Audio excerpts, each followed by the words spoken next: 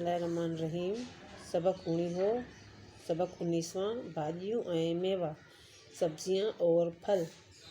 अल्लाह ताला इंसान लाइ केतिरियूं ही नेमतूं पैदा कयूं आहिनि।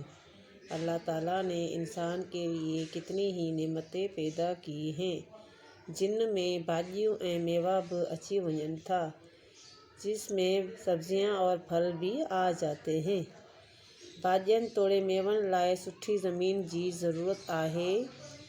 सब्जियों चाहे फलों के लिए अच्छी ज़मीन की ज़रूरत होती है ऐं पानी भी झिझो हुजे और पानी भी ज़्यादा।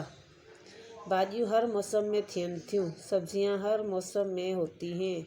ऊन्हारे जो भिंडियूं, तूरियूं, करेला, कद्दू, लूणक, मेहा ऐं मिर्च थियनि। गर्मियों में भिंडियां, तोरियां, करेले, कद्दू, फली, टिंडे और हरी मिर्च होती है।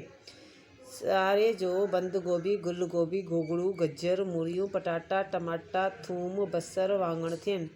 सर्दियों में बंद गोभी, फूल गोभी, शलजम, गाजर, मूली, आलू, टमाटर, लहसुन, प्याज, बैंगन होते हैं।